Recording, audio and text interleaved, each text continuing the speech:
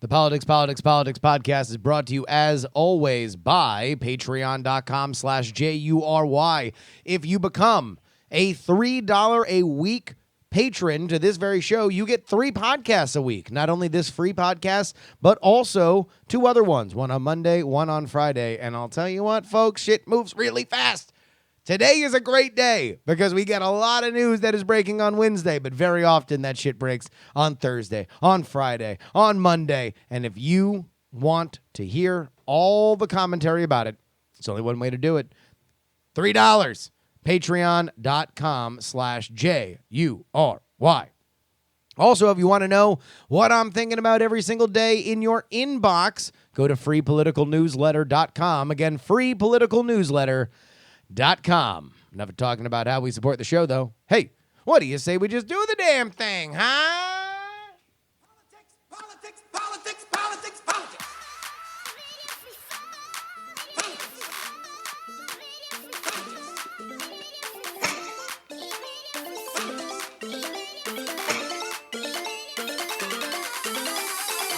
Yes. Come on, come on, come on. Come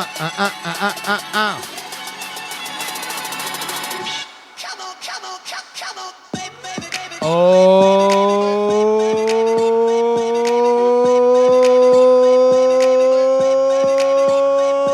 it's going down.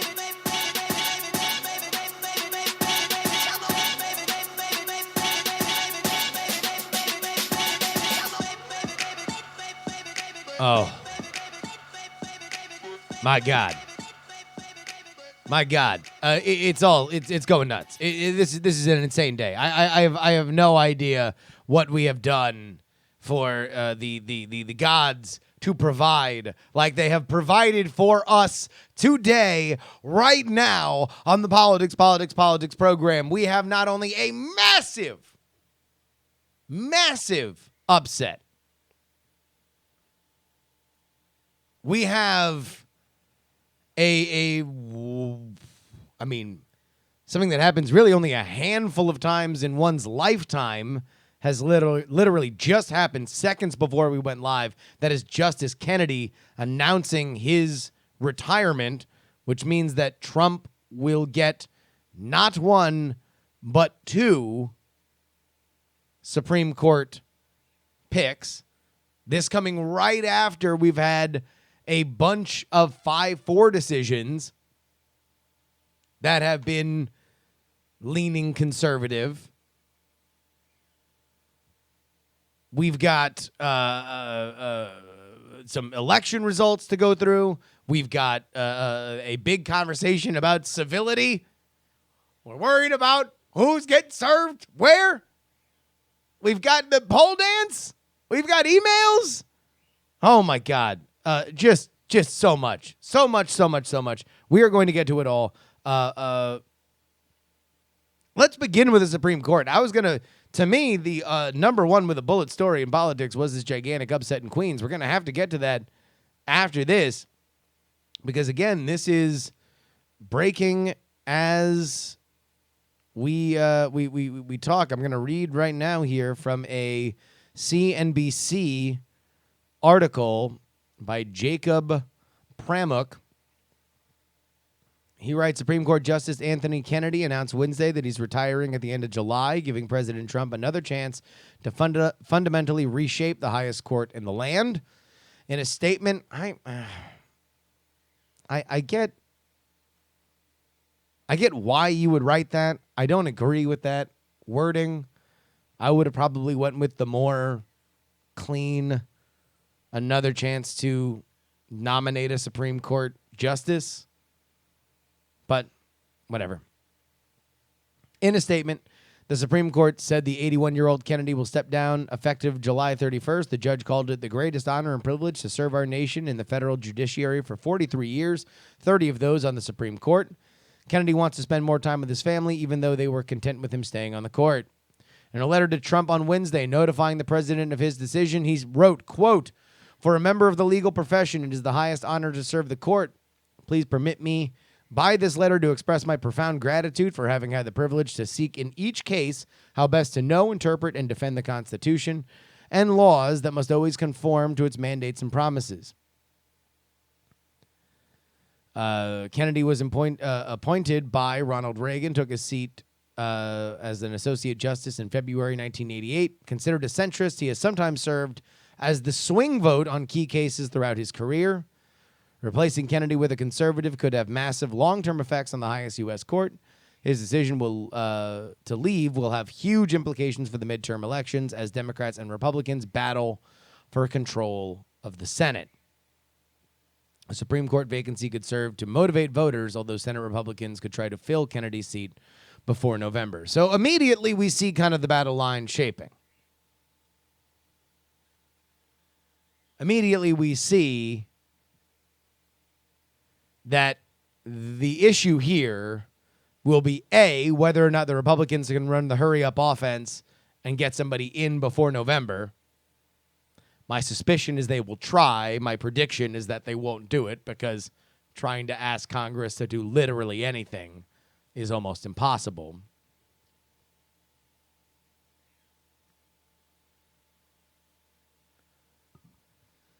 The other side is, well, more up our alley. Ladies and gentlemen, this becomes yet another factor of the Wave Watch.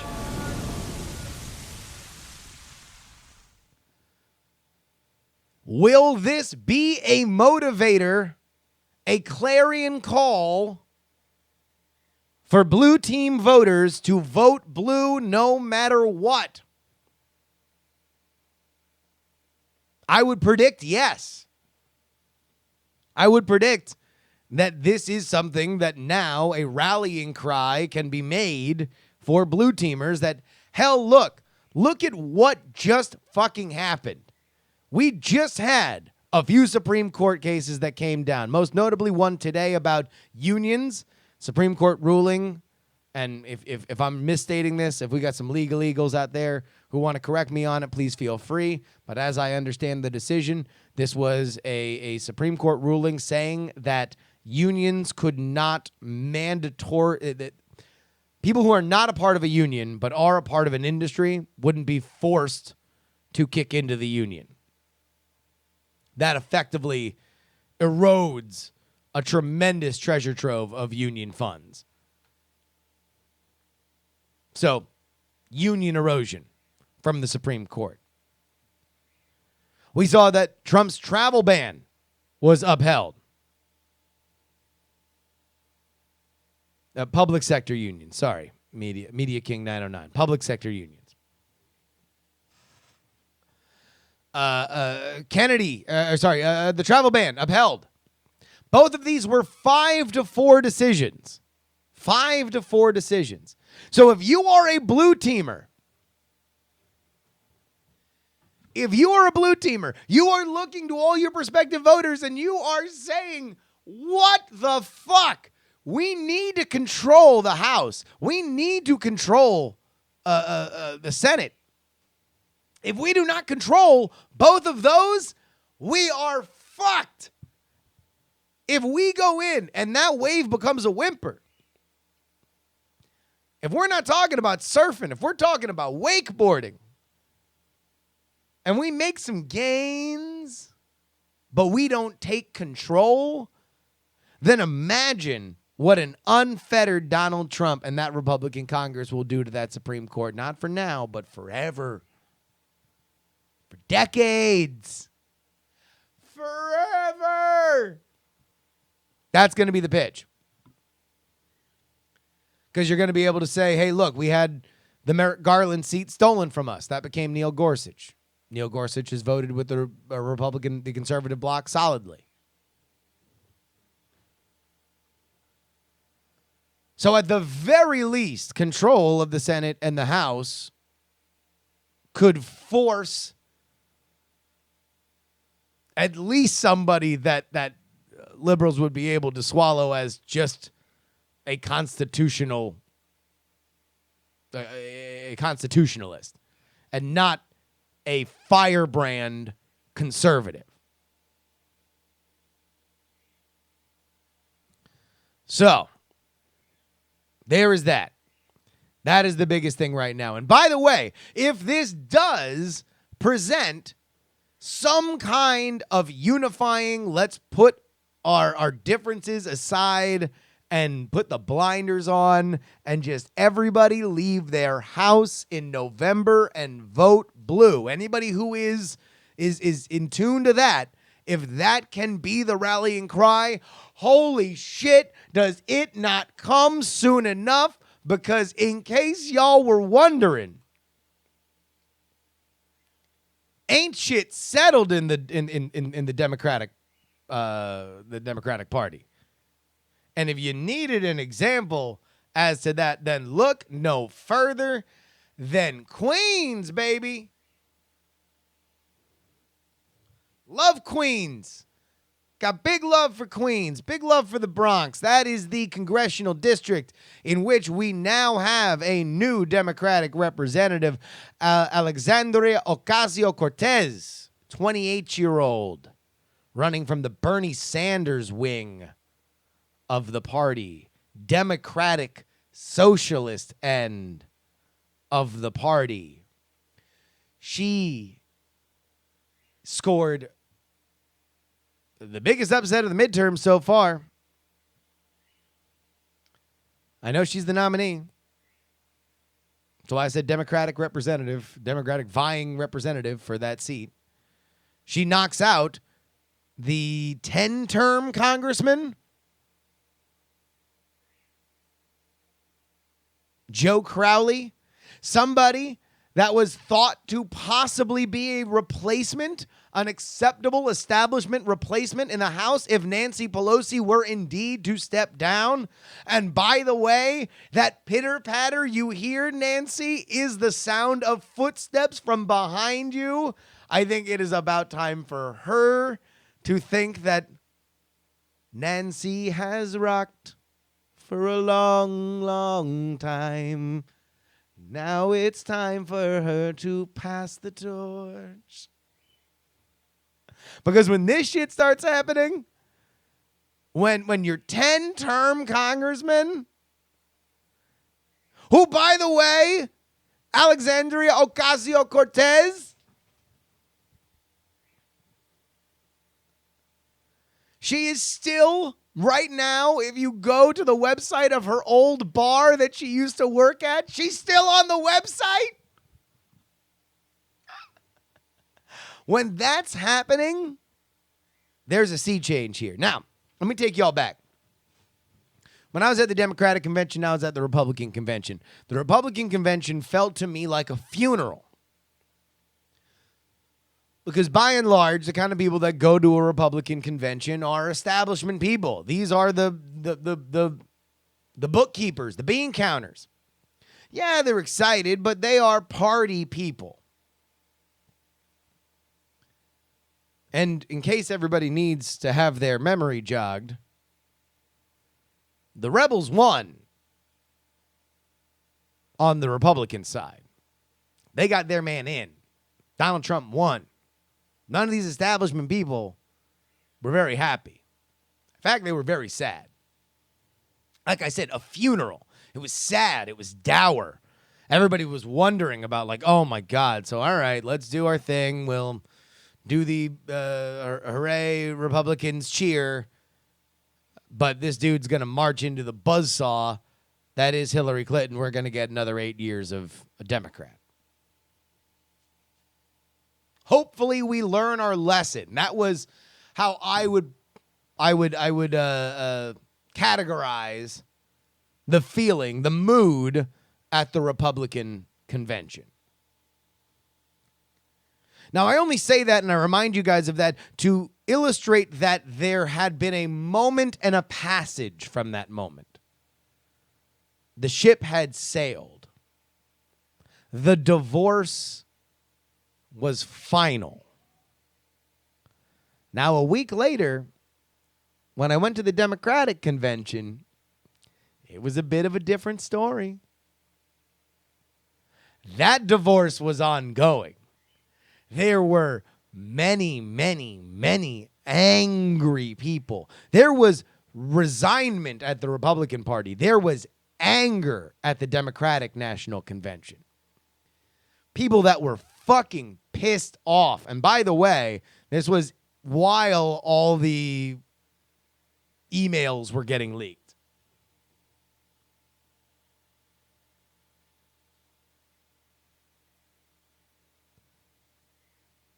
So Hillary Clinton gets coronated.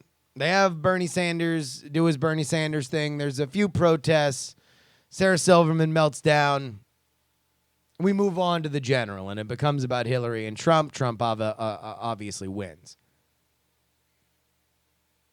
And since then, what I've witnessed from blue team people is not a lick of reconciliation. In fact, blue team wants to continue to fight about what happened in 2016. Oh, Bernie bros, you happy now? She's just as bad as Trump, huh? And the Democratic Socialist contingent saying, look, we fucking did it your way. We ran the milquetoast establishment lady with the name recognition. We wanted to do it our way. You fucked up for the last time. Ain't shit changed. And now you are running into a situation like you saw last night,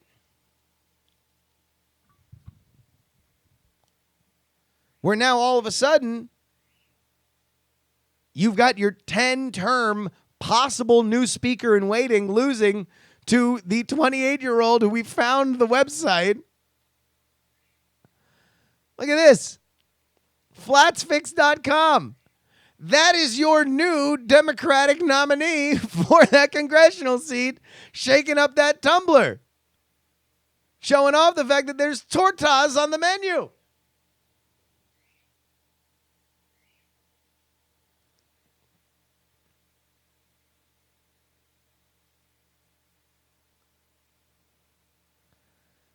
But that also means something else. No matter what, no matter whether this Supreme Court opening provides a clarion call for blue team voters, no matter how fractured the Democratic Party really is, there is something that we need to do. And friends, sing along if you know the words.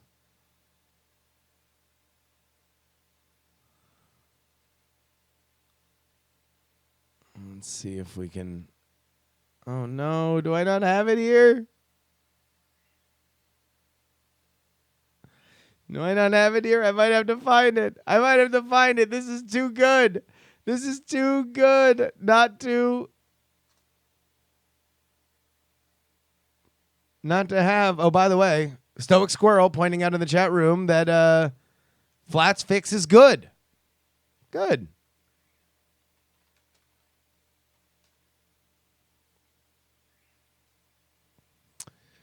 Oh.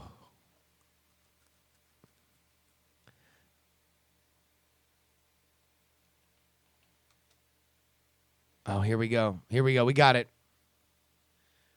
Ladies and gentlemen. It is our favorite thing to do here on this show. Ladies and gentlemen. Yeah, there we go. Ladies and gentlemen, I would like to introduce 10-term Congressman Joe Crowley to his lunchtime reservation.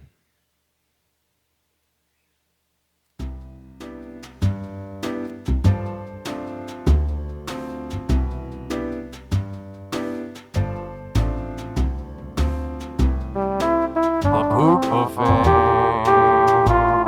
The poop buffet. Who's first in line today at the poop buffet?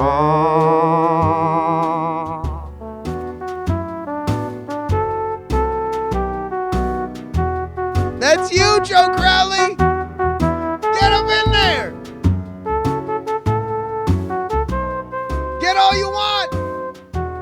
about you do take homes? Here's a few boxes.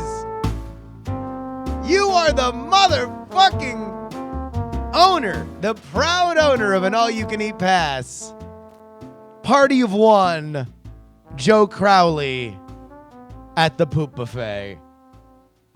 Dude, you lost to a 28-year-old bartender. Wow. Wow. That's bad. There is one more thing that we do have to point out, just because he is a reoccurring character here on this show.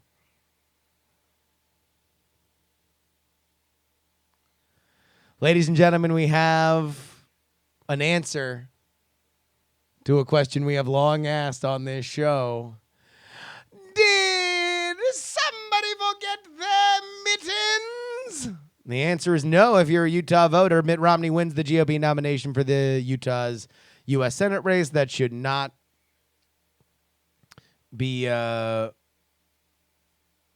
much of a contest. Mitt Romney most likely headed to Washington.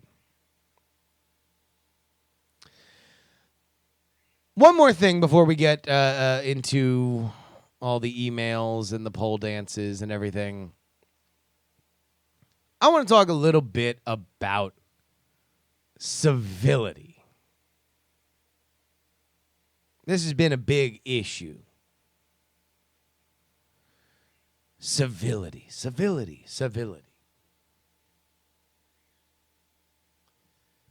The idea that Sarah Huckabee Sanders, the press secretary for the Trump administration, tried to go with a big old party to a restaurant in Virginia called the Red Hen. The Red Hen. She went into the Red Hen. The staff noticed that it was Sarah Huckabee Sanders. They called the owner. The owner came down. The owner asked for her to leave. And so she and her party left. And that probably would have been where it ended. And then Sarah Huckabee Sanders tweeted about it. It became a big media issue. Donald Trump then decided to impart his bon mot that if it is dirty on the outside, it is most likely dirty on the inside. This is about restaurants, as he illustrated, although I wouldn't be shocked if he would like to apply that to other elements of life. And so we began a discussion about whether or not civility should reign in politics. Now, I'll get to that in a second, but I did want to bring one thing up.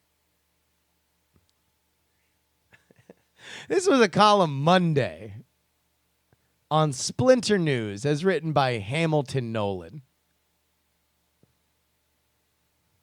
This is just the beginning, he writes, with an AP photo of a flaming limousine as his key art. He then begins what I would summarize as a very, very elaborate, you all have this coming kind of screed, and effectively makes himself the owner of the told you so corner when and if a Trump administration official is murdered or injured. Now, I don't know if there was really a rush to that corner, but certainly Hamilton Nolan now owns it. The funny thing is that I was actually going to talk about that in result of this, and we wound up having enough news that we probably wouldn't need to fill any kind of big story with it. But what my point on the Sarah Huckabee Sanders thing is, all right, look, I'm fine with that lady kicking her out of the restaurant. I'm fine with Sarah Huckabee Sanders tweeting about it. Seems like we have assigned enough social turbulence on either side, and we can pretty much move on with life. However, when we get to the civility debate, my question is always, all right, I'm cool with anybody doing whatever they want, right up until how are you going to feel when somebody gets killed?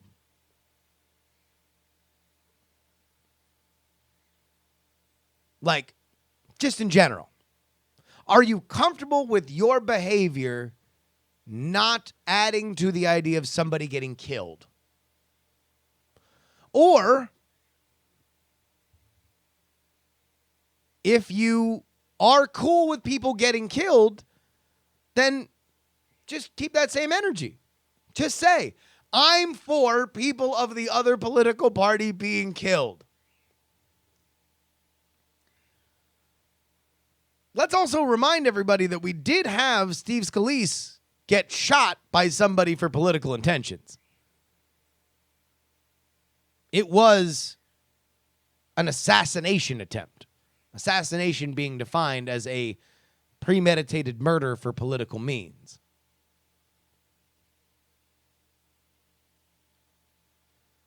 But stop pussyfooting around this Hamilton Nolan thing. This is just the beginning. Just say, I'm cool with people getting killed. If you want that corner, take that corner.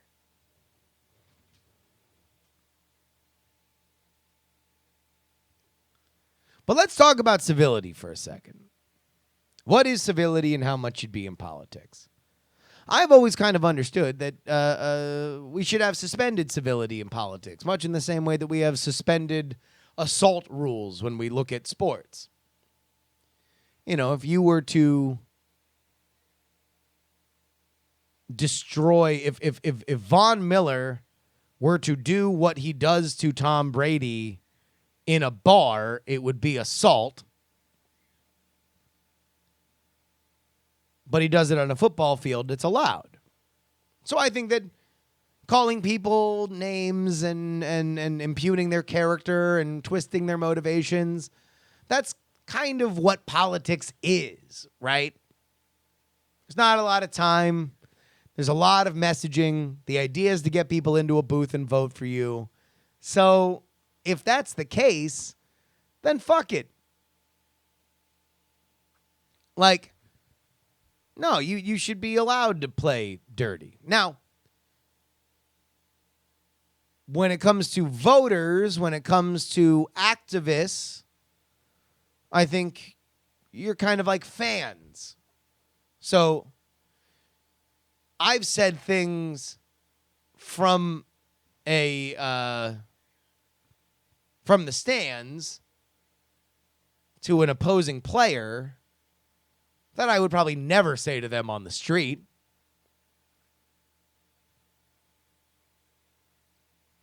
I've enjoyed it. It's part of the experience. It's almost it's like an immersive theater kind of thing. So I think, you know, let's try to roughly apply this shitty metaphor to the real world. And I would say, yeah, you know, if you want to deny somebody something, I mean, like, I would probably be more on the side of like giving them some shit, right?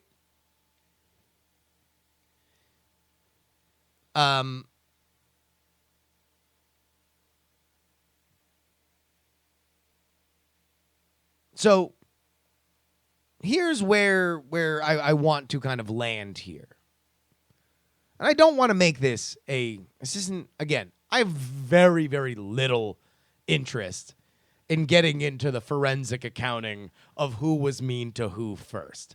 At some point, Daddy's got to walk in and doesn't care about whether or not Susie or Jack pulled their hair first, and that's why they took their train, and that's why they threw it across the room, right? At some point, you just need to understand Daddy's got to just say, you're separated for right now. So I'll be Daddy here and say that I don't give a fuck who did what to who first. Here's what I do care about. And here's a general notion. A general notion that I feel can be applied throughout all of political discourse and life in general. Own your actions. Don't justify a shitty action on your part based on what somebody else did. Just own it. Just say, yeah, I denied that woman something because I'm pissed off at her. I am doing something that I would not do to a normal person because I'm pissed off at her. Don't make it about what somebody else, but they did before and they said and they did. Own it. It's yours. Because whenever you use the justification of, but they did, but they said, it's, number one, I think it makes your point less. Now you're just reacting instead of saying, hey, look, this is what I am doing because it is the courage of my convictions.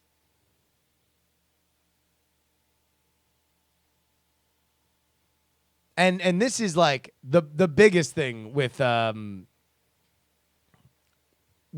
presidential stuff.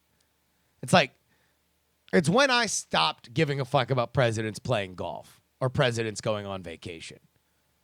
Because I just noticed that no matter what, nobody really gave a fuck about it. They just want to yell about the president. The other side wants to yell about the president. So they do. But it's not because anybody really has a moral problem with golf or vacations. It's because they want to criticize him. That's fine, but just own it. Don't say, oh, no, but I'm only criticizing him because they criticize me. Fuck that. That's pussy shit. Old Growth Canopy puts it well. Politics has never been civil, so who the fuck cares?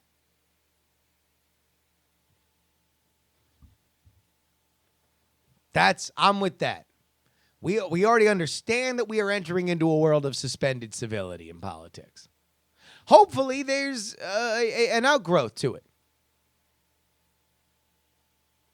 But I'm just saying this. Stop fucking blaming this on other people. Take fucking responsibility for your own shitty actions. And if you're going to be shitty, then just say, look, here's why I'm being shitty. And then do your own moral accounting and have the moral accounting of everybody around you. I think this is a great way to be guided by life. Because you want to know what? Every other media that you're going to listen to, every other person that you're going to hear talk about with this politics shit is going to give you the, well, how could they if they fucking argument. You want to know why? Because it's cheap and it's easy. And it goes on forever. Because in a realm of suspended civility, somebody's going to always be the fucking donkey ass.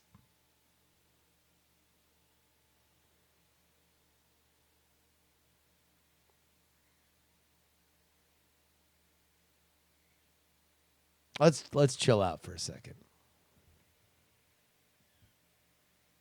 What do you say we just calm it on down? Gotta take a deep breath. Gotta take a deep breath. Because you want to know what? Now's the time. Now's the time that we can go ahead and take a look at the calming, restorative nature of data science. Folks, if you've never watched this show before, then I need you to please pay attention right now, because what we are going to do is parse the numbers of election season the only way that we know how. Ladies and gentlemen, we head down to OHIO for a big old Senate. Get on the floor if you got that booty. Oh!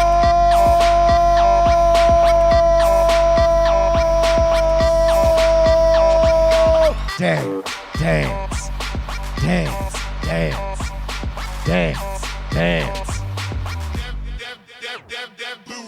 Ladies and gentlemen, this is an NBC News Marist poll for the Ohio Senate taken from June 17th to June 21st with a sample size of 778 registered voters.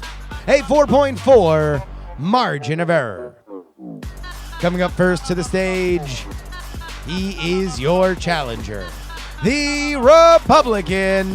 Please give a big round of applause for Jim Nacy.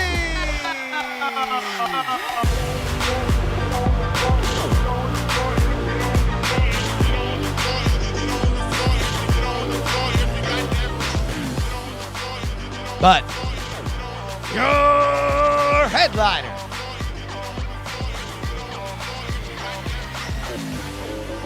he is the sitting Democratic senator with 51% of the vote, Sherrod Burrow.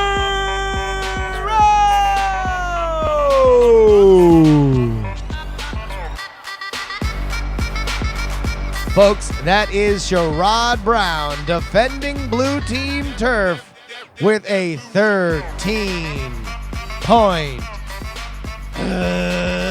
spread.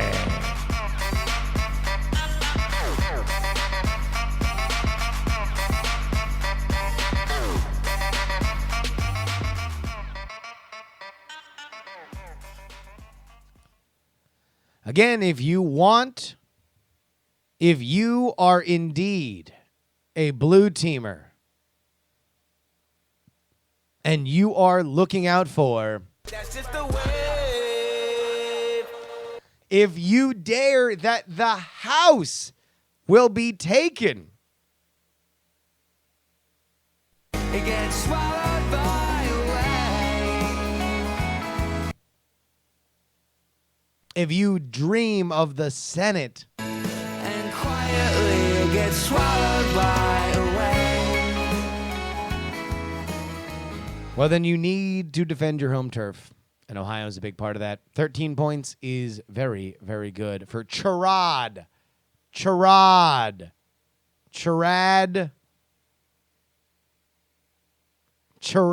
Brown, says the face-palming Big Jim.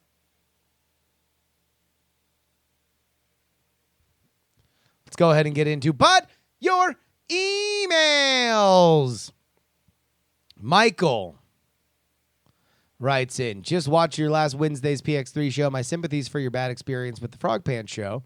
The polarizing outrage from both sides makes real political dialogue very hard. Even juries encountering the difficulties. All the NGOs, the PACs, and political interest groups are milking and fueling the outrage. My email box is filled with literally a massive flood of fundraising pledges and cries of rage for the latest outrage and or scandal. Contact Congress and vote for change. I am backing off and unsubscribing and blocking so far. We still have 5 months to go into the midterms, and it's already crazy.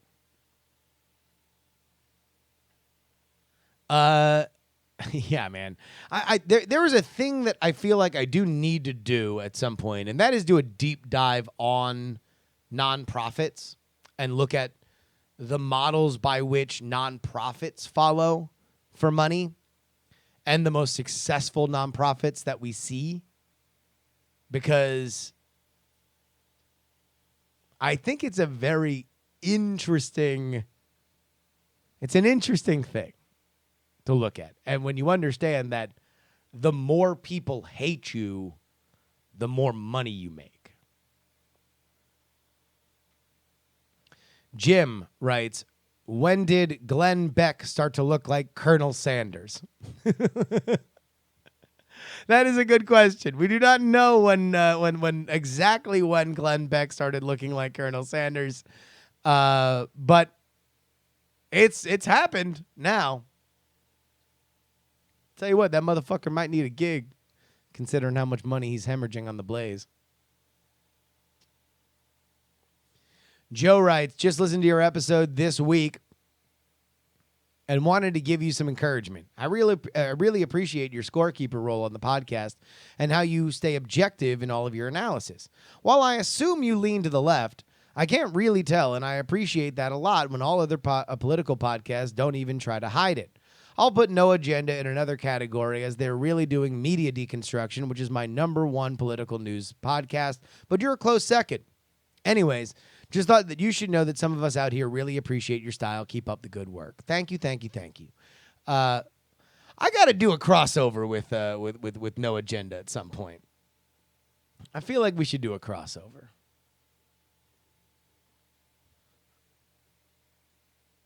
Brian writes, context is one of the most important things that needs to be understood. Almost nothing is ever black and white, and I hope you never back down on that. It's amazing, but between eating from the poop buffet and the pole dancing, I think you have one of the most level-headed podcasts on the web right now. Plus, shitty campaign videos are fucking hilarious. Like, goddamn!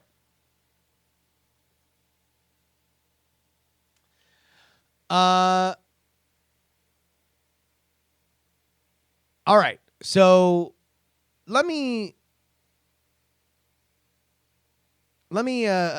just point out here and just go back to Joe's podcast. And thank you, by the way. I got more positive email about this show after last week than I've ever gotten ever. So I do appreciate it. But it is really funny to me when people say that I'm like, oh, I appreciate that you're in the middle. I appreciate that you're nonpartisan. I appreciate that you are a this, but you act like that. Because, I mean, I talk about my voting record whenever I vote. I tell you guys who I'm going to vote for. Literally, the only reason why I don't mention it normally during the show is because, like, I always just hate, because as soon as I say who I vote for or who I voted for or who I didn't vote for or why I voted, now the conversation becomes about that. And I want the conversation to be about what's happening right now because that's what the show is. And also, I feel like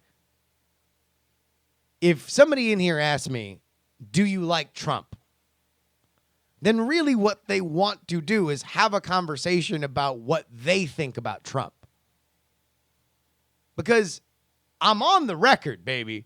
All this shit still exists. I don't have a paywall for my fucking old episodes. It's all still on YouTube. It's all still on podcasts. You can get that shit very, very, very easily. And if you really care about where I come from, then you can go find it. Now, nobody's ever really come back to me with receipts and said, you don't like Trump and look at this video to prove it. Because in general, they don't really give a fuck. Again, they give a fuck about having the conversation they want to have right now. So, all I ever ask for anybody listening to this show is never to agree with me. I just want to be a credible analyst of what's happening right now. And hopefully a humorous lens by which we can observe a deliberately confusing world. I guess that's the thing that really bothers me the most about politics these days, or at least political fandom these days. Is like, you know that they're playing a game, right? You know that. And if you don't, you should. Nobody's out here, even if you have the purest of intentions. If you, this 28-year-old that's running, right? I already forgot her name, and that's on me. Here we go. Alexandria Ocasio-Cortez. That is somebody that I would say probably has, both by her platform and by her background, is about as unsullied as you get, right? She is here for the fight for all the right reasons. Guess what she also has to do? Figure out, it's time to play the game. You gotta play it. You gotta work it. Crowley fell asleep at the wheel playing the game and got sniped by that lady. So if you want power and you want to keep power and you want to affect change, you got to know it. And that's what I want to pay attention to. And it fucking just really annoys me when smart people don't understand that. I really feel like I'm the only person. Like, I don't want to, I mean, I already called myself daddy, so literally my ego is fucking running wild today. But like, I there's nobody else that I can see that just gives you this element. Everybody else is volunteering their time and effort either for self-satisfaction or for profit. They are just volunteering to do propaganda for one side or the other. It's fucking insane. It's crazy that everybody just plays into this.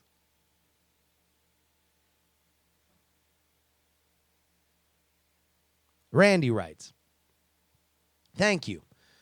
I know you mean politics to be a fun show that looks at the insanity that is the literal dumpster fire and spraying oneself in the eyes with pepper spray and not the ins and outs of policy and regulation. I, for one, need that. And you're it, my friend. You're the one person who talks about the politics of politics, and it makes me smile. I need people who make me smile. Channels the theme of every yearbook ever. Don't go changing. Thank you, Randy. And finally, Maxwell writes, your segment on TMS and your opening to PX3 this week spoke to me so much. I wish there were more voices like you out there, and I am extremely thankful that you keep putting out this content. In the age of the internet, and especially in these political times, I feel like I'm the only level-headed person who doesn't go into a complete meltdown with everything that happens. A calm, calculated, and constructive approach like yours makes me feel far less alone and gives me some sliver of hope. Maxwell, there are dozens of us. Dozens of us!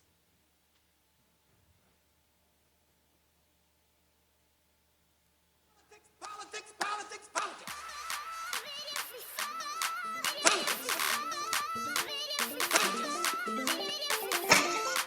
Ladies and gentlemen,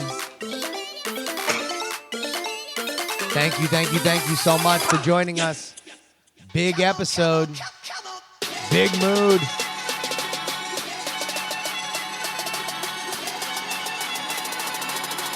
A reminder, go ahead and email us, theyoungamerican@gmail.com. Music provided by Valesco and Trop Killers. Follow me at Justin R. Young everywhere. Instagram, Snapchat, Twitter. Download archived episodes of this show at bonerwars.com. Ladies and gentlemen, that about wraps it up for this version of the show. Reminder that some shows talk about politics, others talk about politics, and there was one I saw on CNN that talked about politics, but this is the only show that talks about all three. I will see you guys next motherfucking week.